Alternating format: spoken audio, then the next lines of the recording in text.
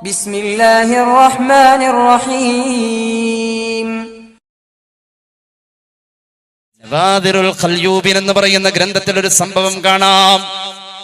മഹാനായ സയ്യിദുനാ അലി റളിയല്ലാഹു അൻഹു ചരിത്രത്തിൽ വളരെ വിരളമായി കണ്ടിട്ടുള്ള ഒരു പോരാട്ടം, ഒരു യുദ്ധക്കളത്തിൽ വെച്ചുകൊണ്ട് തന്റെ പ്രതിയോഗിയോട് മല്ലടിക്കുകയാണ്. സത്യത്തിന്റെ നേതൃത്വത്തിലുള്ള യുദ്ധപാണ്ഡവത്തിൽ ഏറ്റവും മുന്നിൽ നിൽക്കുന്ന നേതാവും മറുപക്ഷത്തിന്റെ നേതാവും നേർക്ക് നേർ പോരാടുന്ന ഒരു ഘട്ടം. ചടുലമായ യുദ്ധത്തിന്റെ ചുവടുവെപ്പുകളുടെ സൗന്ദര്യത്തിൽ കൂടെയുള്ള അണികൾ മുഴുവനും ആയുധം മാറ്റിവെച്ച് നിശ്ചലരായി നോക്കി നിൽക്കുന്ന ഒരു വലിയ യുദ്ധത്തിന്റെ അരങ്ങേറ്റം കുറിച്ചുകൊണ്ടിരിക്കുന്ന ഒരു സന്ദർഭത്തെ ചരിത്ര പണ്ഡിതന്മാർ ഉദ്ധരിക്കുകയാണ്. ഉയരം കുറഞ്ഞ സത്യത്തിന്റെ പക്ഷത്തിന്റെ നേതാവ് സയ്യിദുനാ അലി റളിയല്ലാഹു അൻഹു ആകാര സവിഷ്ടവുമുള്ള നല്ല പൊക്കമുള്ള ശത്രുപക്ഷത്തിന്റെ നേതാവിനോട് പോരാടിക്കൊണ്ടിരിക്കുമ്പോൾ, എല്ലാവരും ശ്വാസം അടക്കി പിടിച്ചുകൊണ്ട് നോക്കി നിൽക്കുമ്പോൾ, രണ്ടുപേരുടെയും ആയുധങ്ങൾ പരസ്പരം കൂട്ടിമുട്ടുമ്പോൾ, തീ പാറുമ്പോൾ, ചിൽച്ചിൽ ശബ്ദം പുറപ്പെടുമ്പോൾ, പൊടിപടലങ്ങൾ പാറിപ്പടർന്നു നിൽക്കുന്ന അവസ്ഥയിലതാ ഏതോ ഒരാളുടെ ആയുധം മുകളിലേക്ക് ഉയർന്നു പോവുകയാ. ആരുടേതെന്നറിയാൻ ആയുധമുയർന്ന പോലെ എല്ലാവരുടെയും കണ്ണിന്റെ ഇമകൾ ഉയർന്നു. എല്ലാവരും നിശബ്ദതയോടെ ശ്വാസം അടക്കി പിടിച്ചുകൊണ്ട് ജിജ്ഞാസയോടെ എന്ത് സംഭവിക്കുമെന്നറിയാൻ വേണ്ടി കാത്തിരിക്കുമ്പോൾ, പൊടിപടലങ്ങൾ പാറിപ്പടർന്നു നിൽക്കുന്ന അടർക്കളത്തിന്റെ ആ കാണുന്ന അവസ്ഥയിൽ മഹാനായ അലിയാർ തങ്ങള് ഉയർത്തിപ്പിടിച്ച വാളുമായി പറന്നു വന്നുകൊണ്ട് മുട്ടുകാലുകൊണ്ടിടിച്ച് ശത്രുപക്ഷത്തിന്റെ നേതാവിന്റെ നെഞ്ചകത്തിന്റെ മുകളിൽ കയറിയിരിക്കുന്നു. അയാൾ മലർന്നു വീണു. അലിയാർ തങ്ങൾ അയാളെ കൊല്ലാൻ വേണ്ടി ആയുധം എങ്ങനെ ഉയർത്തി? അലിയാർ തങ്ങൾ ആയുധം ഉയർത്തി പിടികൂടി നെഞ്ചിലിരുന്നതിൽ പിന്നീട് കൊല്ലാതെ വന്ന അലിയുന അവരോട് ചോദിച്ചു, എന്താ തങ്ങളെ വല്ലാതെ എഴുന്നേറ്റ് പോരാൻ കാരണം കൊല്ലാതെ? ഇപ്പോൾ അവിടെ ഒരാളെ വധിക്കുമെന്ന രീതിയിലേക്ക് എല്ലാവരും കണ്ണിറുക്കി പിടിച്ചിരിക്കാം.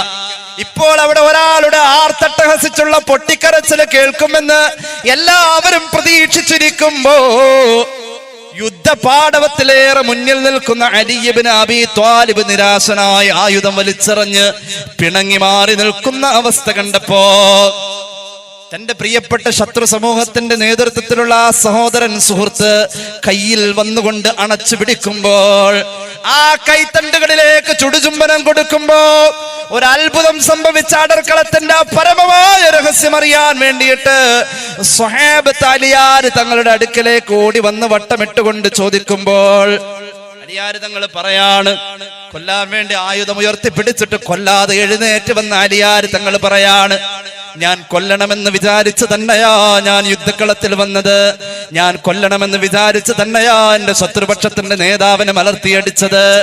ഞാൻ കൊല്ലുമെന്ന പ്രതീക്ഷയോട് കൂടെ തന്നെയാ അയാളുടെ നെഞ്ചകം പിളർത്താൻ ഞാൻ ആയുധം, തിളങ്ങുന്ന ആയുധം ഉയർത്തിപ്പിടിച്ചത്. പക്ഷേ അടിപെട്ട് വീണവൻ എൻ മുഖത്തൊരു തുപ്പ്, അപ്പോൾ എനിക്കവനോട് വന്നു വെറുപ്പ്. അപ്പോൾ വധിച്ചാൽ എന്റെ ദേഷ്യം അടക്കലായി, അല്ലാഹുവിനല്ലാതെ ഞാൻ കൊല ചെയ്യലായി. ഞാനാരെയും എനിക്കായി വധിച്ചിട്ടില്ല, ലില്ലാഹിക്കല്ലാതൊരു വധം എനിക്കില്ല.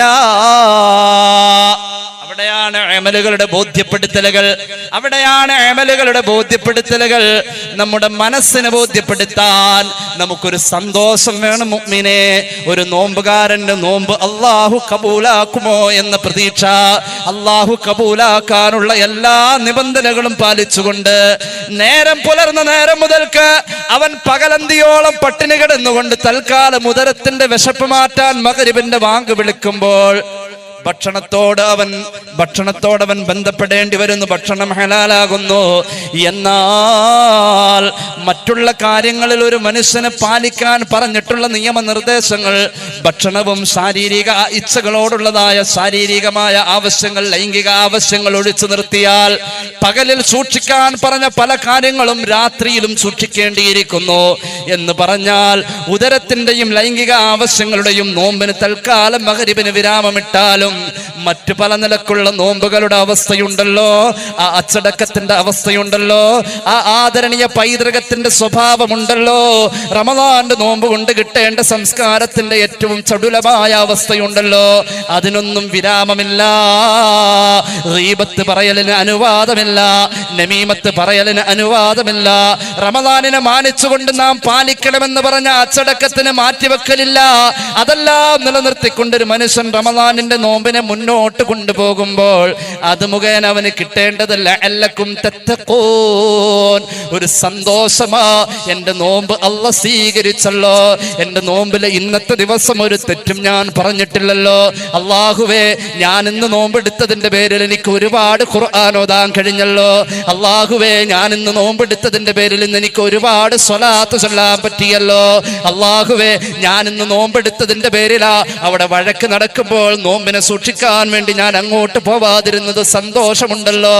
അല്ലാഹുവേ, ഞാൻ നോമ്പെടുത്തതിന്റെ പേരിലാ പള്ളിയിൽ വന്ന് ഇല്ലായ്മ പറഞ്ഞുകൊണ്ടൊരു പാവപ്പെട്ടവൻ കൈത്തണ്ട് നിവർത്തിയിട്ട് സഹായം ചോദിച്ചപ്പോ എന്റെ പോക്കറ്റിൽ ഒന്നും ഇല്ലാഞ്ഞിട്ടും ഞാൻ എന്റെ പോക്കറ്റിൽ തടവിയിട്ട് എന്റെ കയ്യിൽ ഉണ്ടായിരുന്നുവെങ്കിൽ ഞാൻ കൊടുക്കുമായിരുന്നുവെന്ന ആർദ്ര മനോഭാവത്തോടുകൂടെ ഞാൻ അവന്റെ മുന്നിൽ പുഞ്ചിരിച്ചപ്പോ എനിക്ക് സ്വതക്കയുടെ കൂലി കിട്ടിയല്ലോ.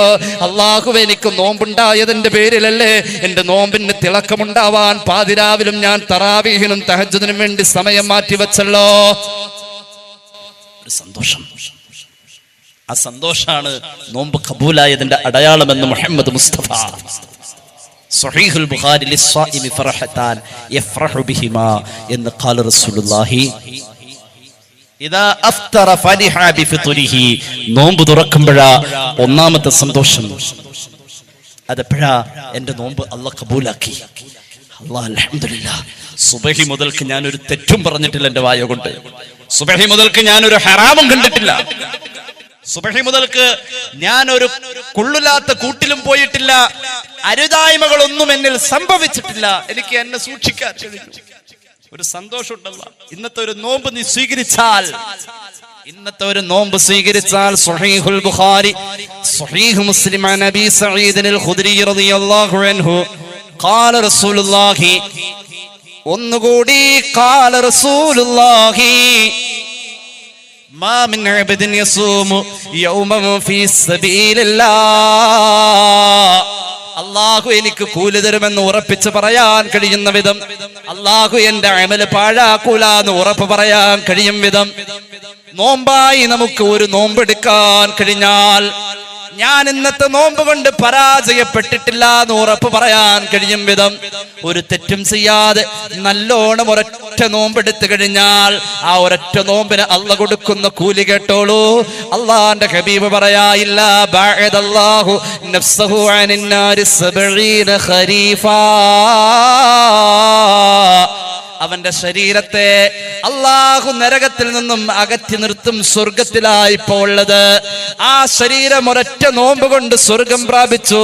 ഇപ്പോൾ ആ ശരീരം നിൽക്കുന്ന താമസിക്കുന്ന സ്വർഗത്തിന്റെ കൊട്ടാരം വിട്ട് നരകത്തിലേക്കുള്ള അകലം എത്രയെന്നറിയുമോ? 70 വർഷം സഞ്ചരിക്കണം. 70 വർഷത്തെ വഴി ദൂരമാണെന്ന് നബി മുഹമ്മദ് മുസ്തഫ സല്ലല്ലാഹു അലൈഹി വസല്ലം. ഒറ്റ നോമ്പ് കബൂലായാൽ മതി.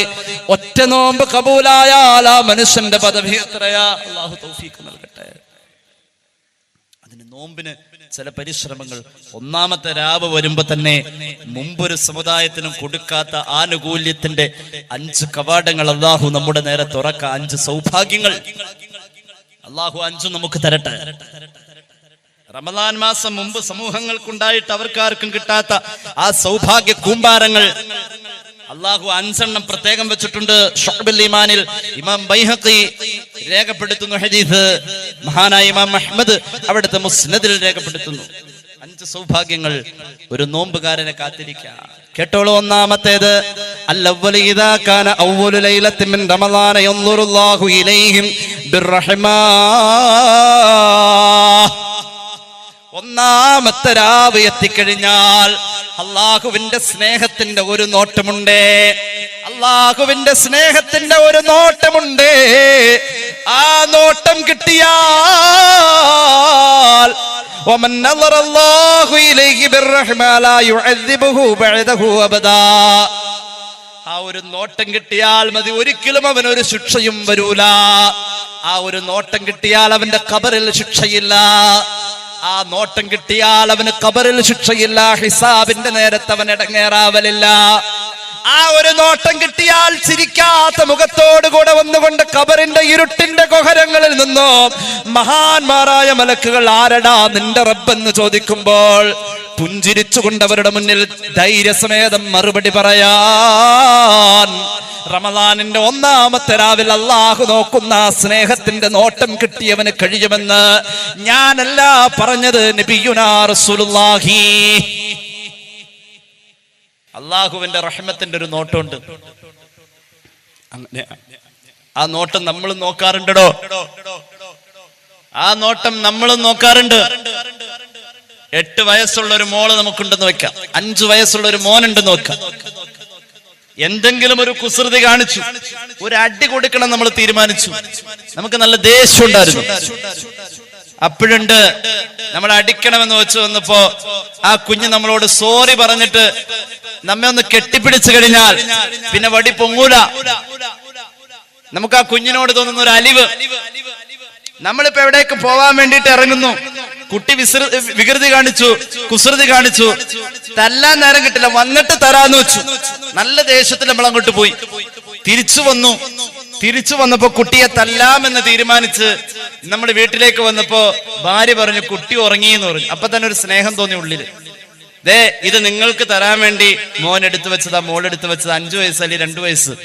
എന്താ ആ കുട്ടിക്ക് കിട്ടിയ ഒരു ചോക്ലേറ്റിന്റെ ഒരു കഷ്ണം കഴിച്ച് ബാക്കി വാപ്പ വരുമ്പോ കൊടുക്കാൻ വേണ്ടിട്ട് എടുത്ത് മാറ്റി വെച്ചു.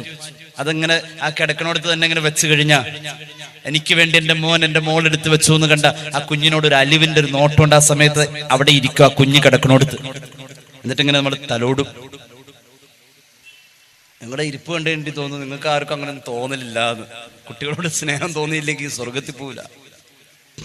ഹബീബായ നബി കരീം സല്ലല്ലാഹു അലൈഹി വസല്ലം തങ്ങള് മദീനത്തെ പള്ളിയിലേക്ക് നിസ്കരിക്കാൻ വരുമ്പോൾ ഇടത്തെ തോളിൽ ഹസൻ റളിയല്ലാഹു അൻഹു, വലത്തെ തോളിൽ ഹുസൈൻ റളിയല്ലാഹു അൻഹു. കുട്ടികൾ ഇങ്ങനെ ഇരുന്നിട്ട് ഒരാള് ചെവിയെ പിടിച്ചു വലിക്കണു, മറ്റേ ആള് മൂക്കെ പിടിച്ചു കുലുക്കണു, ഒരാൾ അപ്പൊ ഒരു കൈ കൊണ്ട് വായിൽ കൈയിട്ടിട്ട് റസൂലുള്ളാഹിയുടെ വായിൽ കൈയിട്ട് കുത്തുന്നു. കുട്ടികൾ ഇങ്ങനെ ഗീറ് മാറല്, ക്ലച്ച് ചവിട്ടല്. ആരുടെ തലയില? ഹബീബായ മുഹമ്മദ് മുസ്തഫ സല്ലല്ലാഹു അലൈഹി വസല്ലം. അപ്പോഴുണ്ട് അസ്ർ നിസ്കരിക്കാനാ വരുന്നത്. വഴിയുടെ മറ്റേ തലക്കേന്ന് സയ്യിദുനാ ഉമർ ഇബ്നുൽ ഖത്താബ് റളിയല്ലാഹു അൻഹു അങ്ങോട്ട് കടന്നില്ല. മഹാനവറുകൾക്ക് തീരെ ഇഷ്ടപ്പെട്ടിട്ടില്ല പിള്ളേര് കയറിയിരുന്ന് ഈ കാണിക്കുന്നത്. അങ്ങനെ ഉണ്ടല്ലോ, മൂപ്പര് കർക്കശ കണിശിത സ്വഭാവക്കാരനാണ്. ഉമർ റളിയല്ലാഹു അൻഹു എന്തെങ്കിലും ഒന്ന് പറയാതെ പോകാനും പറ്റണില്ല. പക്ഷെ റസൂലുള്ളാഹി ചിരിക്കുക, ആസ്വദിക്കാം. ഉമർ റളിയല്ലാഹു അൻഹു പറഞ്ഞു, നിഅമത്തുൽ മത്തിയത്തു ഹാദിഹി. ഒരുപാട് വണ്ടി ഞാൻ കണ്ടിട്ടുണ്ട്, ഒരുപാട് വാഹനം ഞാൻ കണ്ടിട്ടുണ്ട്, ഏറ്റവും നല്ല വാഹനം ഇതാ എന്ന് പറഞ്ഞിട്ട് സയ്യിദുനാ ഉമർ. കാരണം ഇത്രയും ഗീറും ക്ലച്ചും ഒരേ സമയം 2 ഗീറൊക്കെ മാറാൻ പറ്റുന്ന വണ്ടി ഇത് മാത്രമേ ഉള്ളൂ. അതിന് നിന്ന് കൊടുക്കാണേ. അങ്ങനെയാണ് ഹബീബായ നബി കരീം സല്ലല്ലാഹു അലൈഹി വസല്ലം തങ്ങളുടെ മുന്നിൽ വെച്ച് ഹബീബായ നബി കരീം സല്ലല്ലാഹു അലൈഹി വസല്ലം തങ്ങള് ഹസൻ റളിയല്ലാഹു അൻഹുവിനെ ചുംബിക്കുന്ന നേരത്ത് അഖ്റ ഇബ്നു ഹാബിസ് തൊട്ടടുത്തുണ്ട്. അയാൾ പറഞ്ഞു, 10 ആമ്പിള്ളേരെ എനിക്കുണ്ട്, ഒറ്റെണ്ണത്തിന് ഞാൻ ഇന്നുവരെ ഉമ്മ വെച്ചിട്ടില്ല നബി എന്ന് പറഞ്ഞു. ആകാശത്തിൽ നിന്ന് നിനക്ക് മലക്കിന്റെ പ്രാർത്ഥന നിഷേധിക്കപ്പെട്ടു, ഭൂമിയിൽ കുഞ്ഞുങ്ങളോട് കരുണ കാണിച്ചില്ലെങ്കിൽ എന്ന് പുണ്യ നബി സല്ലല്ലാഹു അലൈഹി വസല്ലം. കുഞ്ഞിനോട് അലിവ് തോന്നും, സ്നേഹം തോന്നും. ആ കുഞ്ഞ് എടുത്തു വെച്ച ചോക്ലേറ്റ് എത്ര ഷുഗർ ഉണ്ടെങ്കിലും ഒരു കടി നമ്മൾ അതിൽ കടിച്ചിരിക്കും. ആ കുഞ്ഞെടുത്തു വെച്ച ആ മിഠായി കഷ്ണം നമ്മൾ വൈകുന്നേരം ശകാരിക്കാൻ സമയം കിട്ടാനിട്ട് വരുമ്പോൾ അതിന്റെ പ്രതികാരം തീർക്കാമെന്ന് വെച്ച് പോയ ആ കുഞ്ഞിളം പ്രായക്കാരന്റെ കിളിനാദത്തോട് തോന്നിയ വിരോധം, ആ കുഞ്ഞ് കാണിച്ച സ്നേഹപ്രകടന പരതയിൽ നമ്മൾ മറന്നുപോകും. അലിവിന്റെ ഒരു നോട്ടമുണ്ട്. ആ നോട്ടം ഒരു സൃഷ്ടിയോട് നോക്കുന്ന നോട്ടമല്ല, സൃഷ്ടാവായ തമ്പുരാൻ അവന്റെ സൃഷ്ടിയോട് നോക്കുന്ന നോട്ടം. കാരണം എന്തേ? കരുണയെ അവൻ 100 ആ കരുണയുടെ ഒരു അംശം മാത്രമാ ആകാശത്തിന്റെ ചുവട്ടിലേക്ക് അവൻ കൊടുത്തിട്ടുള്ളൂ. 99 അവിടെയാ. ഭൂമിയിലേക്ക് കൊടുത്ത ആ കരുണയുടെ അംശത്തിൽ നിന്നും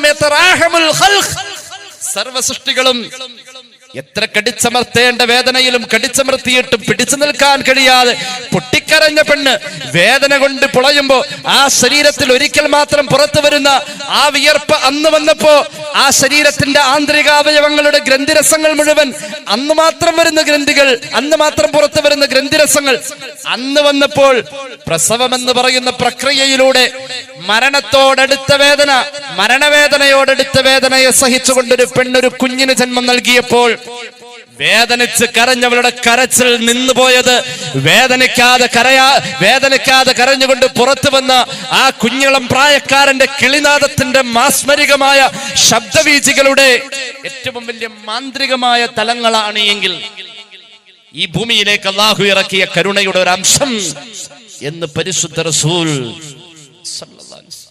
99 അവിടെ വെച്ചിരിക്കുന്നത്.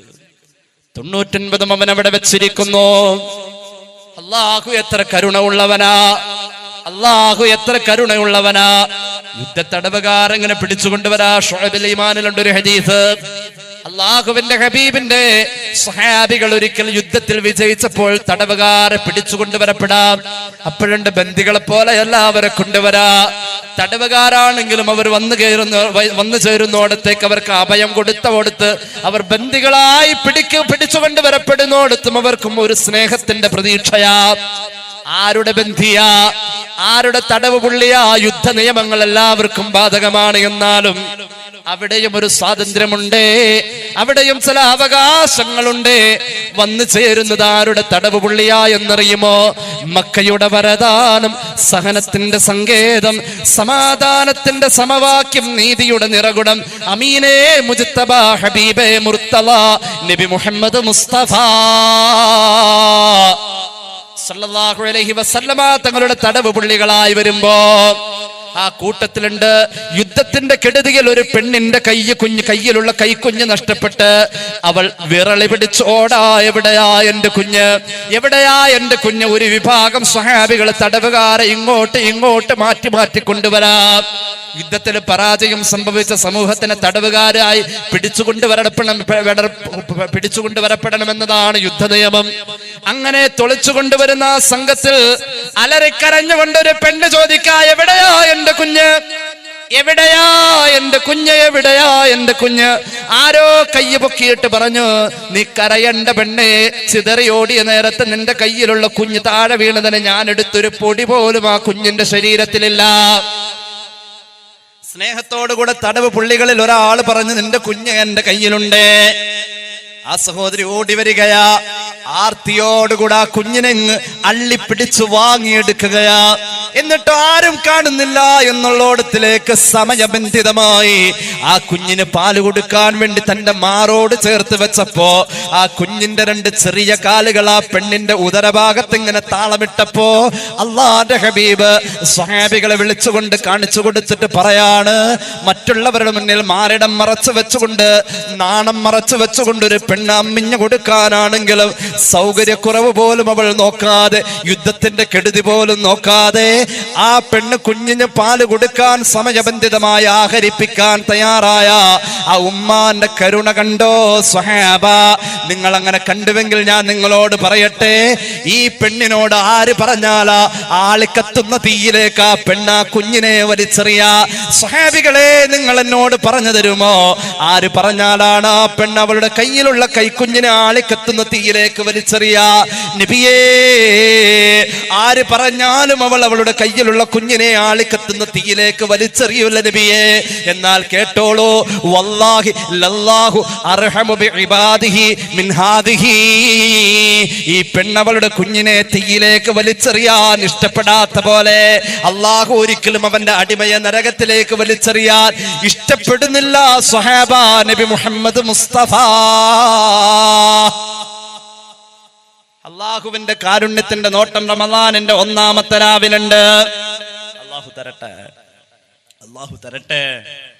കാരുണ്യത്തിന്റെ നോട്ടം കിട്ടിയാൽ പിന്നെ അവൻ ഒരിക്കലും ഒരു ശിക്ഷയും ഇല്ല. വമൻ നദറ ഇലൈഹി ബിർറഹ്മതി ലാ യുഅദ്ദിബുഹു ബഅദഹു അബദാ. കാരുണ്യത്തിന്റെ നോട്ടം കിട്ടിയവനെ ഒരിക്കൽ പോലും അള്ളാഹു ശിക്ഷിക്കില്ലെന്ന് പരിശുദ്ധ റസൂൽ സല്ലല്ലാഹു അലൈഹി വസല്ലം. റമളാനിൽ നമുക്ക് കിട്ടുന്ന ഒന്നാമത്തെ നേട്ടം അതാണ്. പരിശുദ്ധ റമളാൻ കൊണ്ട് ഈ സമൂഹത്തിന് മാത്രം അള്ളാഹു വെച്ചിരിക്കുന്ന 5 സൗഭാഗ്യങ്ങളില് ഒന്നാമത്തെ സൗഭാഗ്യം ഈ കാരുണ്യത്തിന്റെ നോട്ടം കിട്ടണം. അതിനുള്ള പ്രവർത്തനം ചെയ്യണം. അതിനുള്ള പ്രവർത്തനം ഈ ചുണ്ടത്ത് വെച്ച് വലിക്കുന്ന സാധനം റമളാന്റെ പകലതായാലും ഒഴിവാക്കണം. അത് ഇത്തിരി നേരത്തെ അങ്ങോട്ട് ഒഴിവാക്കിക്കോ. കാരണം എന്താ? അതിന്റെ മണം എന്തായാലും മലക്കുകൾക്ക് ഇഷ്ടമല്ല.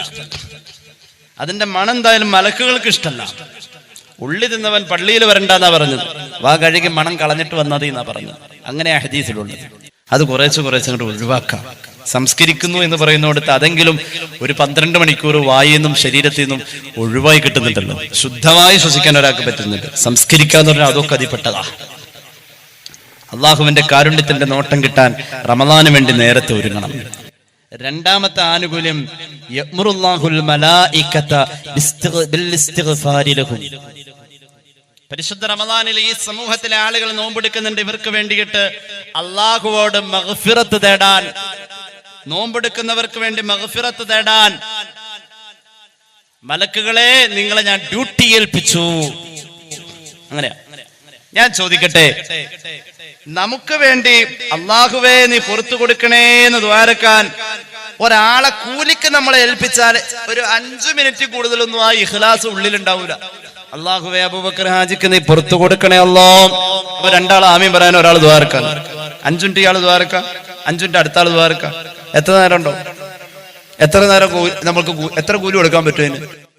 അവര് ഇഖ്ലാസോടുകൂടെ ഈ മനുഷ്യന് പുറത്തു കൊടുക്കാൻ വേണ്ടി അൺലിമിറ്റഡ് ആയി എത്ര സംഖ്യ മലക്കുകൾ എന്നില്ല, അസംഖ്യം മലക്കുകൾ ഈ മനുഷ്യന് വേണ്ടി അള്ളാഹുവേ ഇന്നാലിന്ന വീട്ടിലെ ഇന്ന സഹോദരി പരിശുദ്ധ റമളാനിന്റെ പുണ്യമാക്കപ്പെട്ട നോമ്പിനെ കൃത്യവും വ്യക്തവുമായി തെറ്റുകളില്ലാതെ കേടുപാടുകളില്ലാതെ നല്ലോണം അനുഷ്ഠിക്കുന്നുണ്ട് അല്ലാ, അവർക്ക് നീ പുറത്തു കൊടുക്കണേ എന്ന് അള്ളാഹുവോട് ആത്മാർത്ഥമായി ദുആ ചെയ്യുന്നത് അവന്റെ സൃഷ്ടികളിലെ മഹാന്മാരായ മലക്കുകൾ. അങ്ങനെ ദുആ ചെയ്യാൻ വേണ്ടി മലക്കുകളെ അള്ളാഹു ഏർപ്പാടാക്കും എന്നതാണ് രണ്ടാമത്തെ സൗഭാഗ്യം, രണ്ടാമത്തെ ആനുകൂല്യം എന്ന് നബിയുനാ റസൂലുള്ളാഹി. മൂന്നാമത്തെ ആനുകൂല്യം അന്ന റായിഹത ഫമിസ്സായിമി അത്യബു ഇൻദല്ലാഹി മിൻ റീഹിൽ മിസ്കി.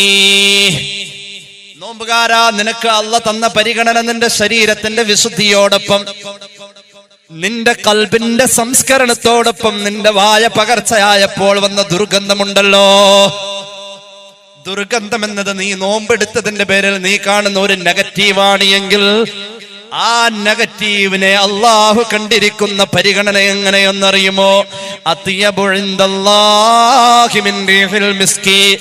മനുഷ്യന് മനസ്സിലാകുന്ന ഒരു സുഗന്ധം, അത് കസ്തൂരി, കസ്തൂരിയാ. എന്തോ നമുക്ക് മനസ്സിലാകാൻ ഭൂമിയിൽ ഒരു പെർഫ്യൂം കസ്തൂരി അല്ലെങ്കിൽ അംബർ അതാണെന്നല്ല പറഞ്ഞത്. അത്യബ് സൂപ്പർലേറ്റീവാണ്.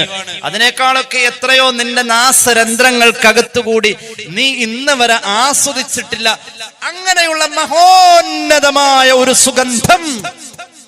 അതിനെന്ത് പരിഗണനയോ?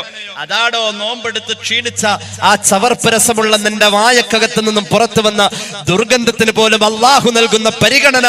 ഇത് നിനക്ക് അല്ലാഹു തരുന്ന ഒരു ആനുകൂല്യമാണ്, അള്ളാഹു നിന്നിൽ പരിഗണിക്കുന്ന ഒരു സൗഭാഗ്യമാണ്. പരിശുദ്ധ റമളാനിൽ ഈ സമൂഹത്തിന് മാത്രമായി അള്ളാഹു നൽകുന്ന നേട്ടമാണെന്ന് സയ്യിദുനാ റസൂലുള്ളാഹി. 5 സൗഭാഗ്യങ്ങളിൽ മൂന്നാമത്തേതാ. നാലാമത്തേത് അള്ളാഹു സ്വർഗത്തോട് പറയും.